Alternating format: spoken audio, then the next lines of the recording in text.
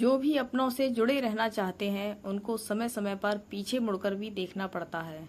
सिर्फ आगे देखकर हम आसमान तो छू लेते हैं मगर भूल जाते हैं कि अपनों से हमारी जड़ें पीछे की तरफ जुड़ी हैं।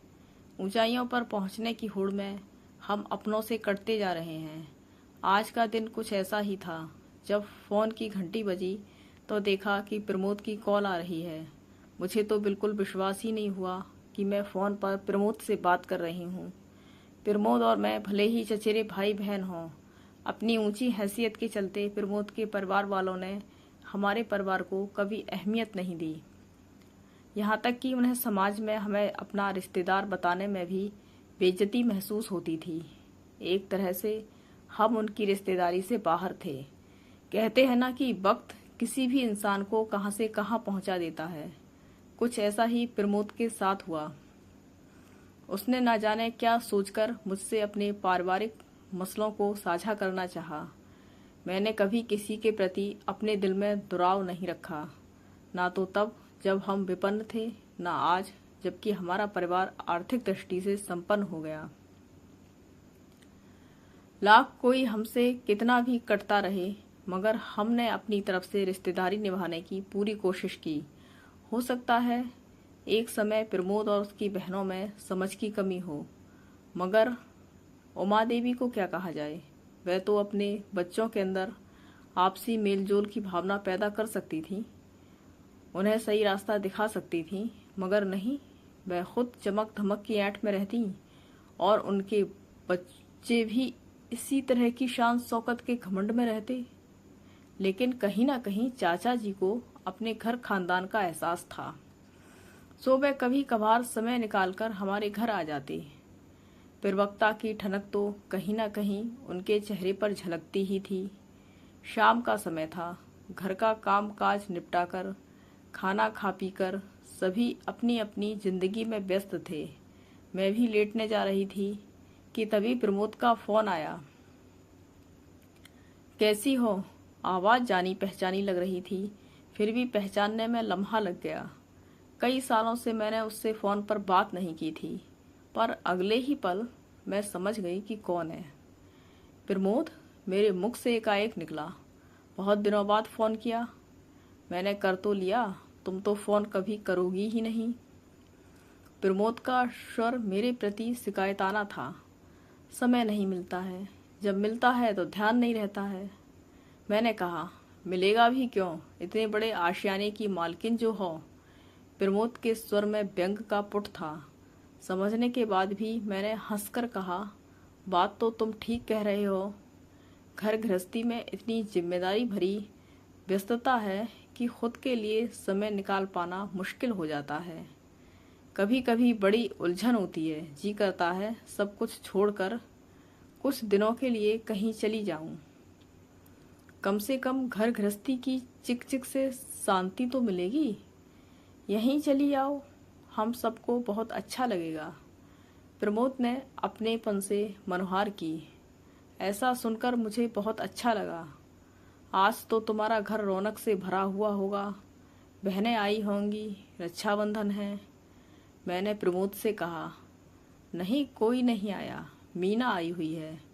बाकी ने राखी डाक से ही भिजवा दी थी। मीना तो आती ही रहती है। उमा देवी का क्या हाल है? मैंने खैरियत लेते हुए पूछा। अब मैं उनका हाल क्या बताऊं? उसका स्वर भरा हुआ था। मैं यहाँ घर आया हूँ उनके पास। उनका ब्लड प्रेशर और शुगर दोनों बढ़े हुए हैं। यहाँ का क्या मतलब? बात ठीक से समझने के लिए मैंने बोला, अपनी माँ के पास कानपुर। प्रमोद ने जवाब दिया। मैंने पूछा, क्या माँ तुम्हारे पास नहीं रहती? प्रमोद कहने लगा कि अब मैं तुमसे क्या छिपाऊं। बात यह है कि पापा के गुजर जाने के बाद मैं उन्हें अपने साथ नोएडा ले जाना चाहता था, मगर वो गई नहीं। कहती हैं कि वहाँ फ्लैट है, यहाँ अपना माहौल है, खुलापन है। बंद घरों में मुझे तो घुटन होती है। कल को कोई तकलीफ हो जाए तो कौन देख रेख करेगा? मैंने पूछा। तकलीफ तो हो गई है, उसने बहुत गंभीर होकर कहा। ब्लड प्रेशर और शुगर दोनों के बढ़ने का मतलब जान सकती हो कि उनकी सेहत का क्या हाल है। मैंने जब सुना तो सुनकर मुझे चिंता हुई। मैं सोचने लगी, उम्र के 75वें साल में वे अकेली एक नौकर के साथ अपने दिवंगत पति के बनाए मकान में रह रही हैं। वहीं उनका पुराना पारिवारिक नौकर उनकी देखभाल करता है। कुछ लम्हों के लिए मेरा मन अतीत के पन्नों को उलटने में उलझ गया। मेरे चाचा, जो कि उमा देवी के पति थे, एक सरकारी इंटर कॉलेज में हिंदी के प्रवक्ता थे। रिटायर्ड होते होते प्रिंसिपल बन गए थे। रुपयों पैसों की कोई कमी नहीं थी। सबकी बेहतर परवरिश हुई। वहीं मेरे पापा का अपना व्यापार था। व्यापार में आए घाटे के चलते एक समय ऐसा भी आया जब हमारा परिवार अपनी ज़रूरतों को पूरा करने में भी असमर्थ हो गया था। इसके बावजूद ना तो हमारी परवरिश में कोई कमी आई, ना ही हमारी पढ़ाई लिखाई में। हम भले ही शहर के नामी गिरामी स्कूल में नहीं पढ़े, पर जहाँ भी पढ़े अच्छे से पढ़े।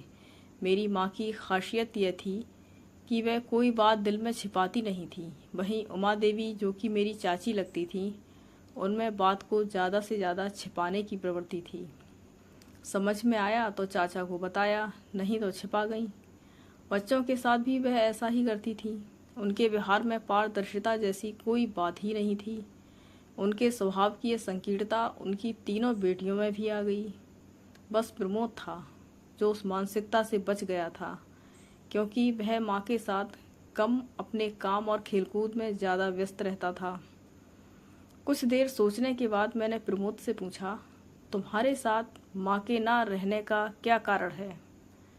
संध्या, वह कहती हैं कि वह मेरी बीवी के साथ नहीं रह सकती। उसे अपनी कमाई पर बहुत घमंड है। क्या सचमुच में ऐसा ही है? मैंने प्रश्न किया। अजीब बात करती हो। प्रदीप का लहजा तल्ख था। उसके पास समय ही नहीं बचता। तुमने भी नौकरी की है, क्या नहीं जानती कि एक मैनेजर के ऊपर कितनी जिम्मेदारी होती है?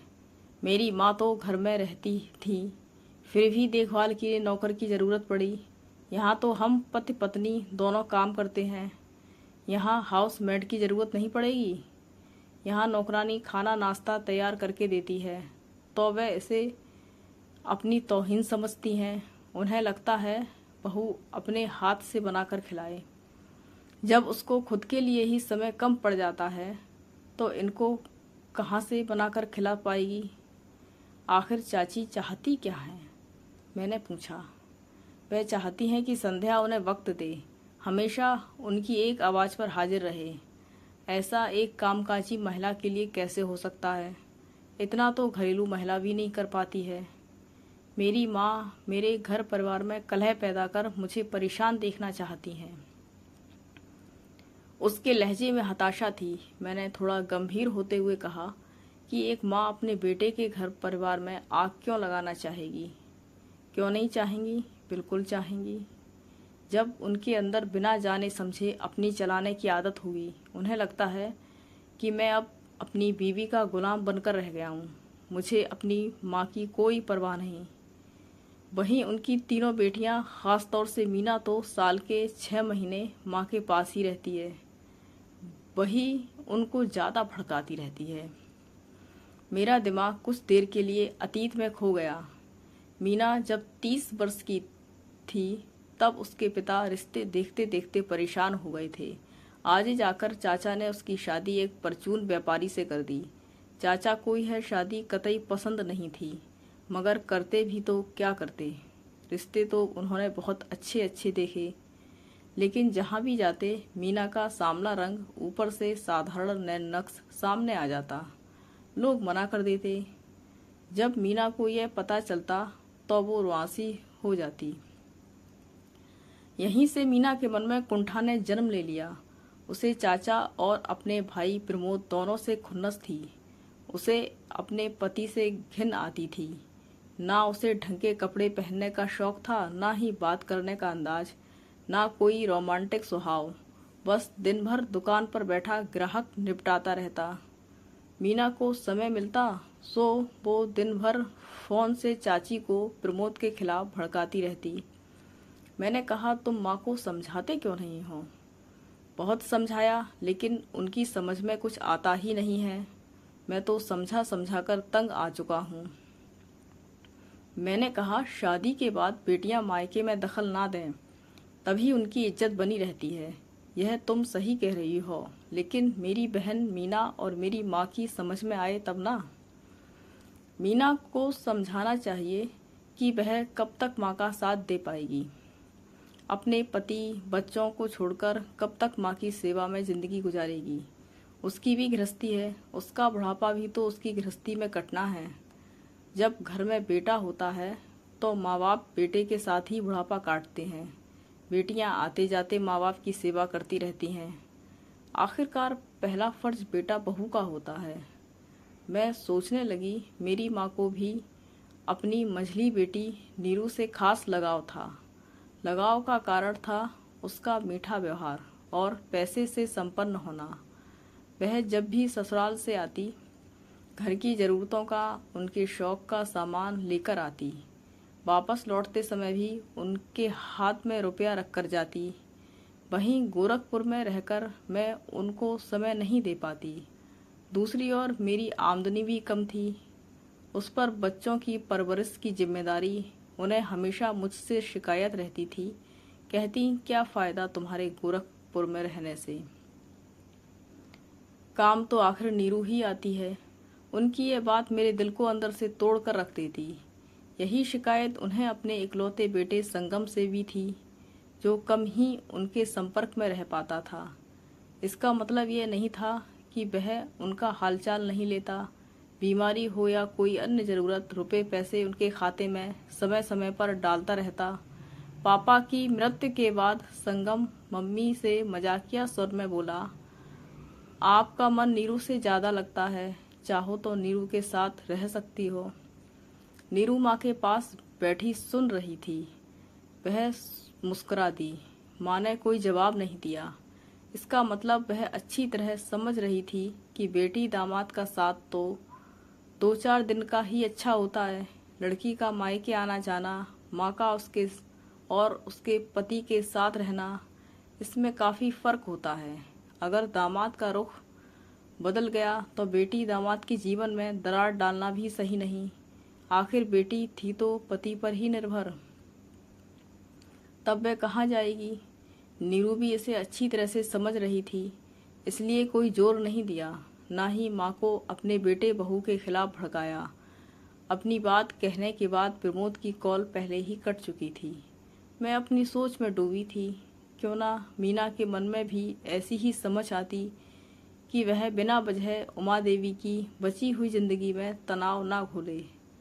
उसके साथ जो हुआ वह उसका समय, उसकी किस्मत थी। चाचा ने तो अच्छा रिश्ता देखने की अपनी तरफ से पूरी कोशिश की थी।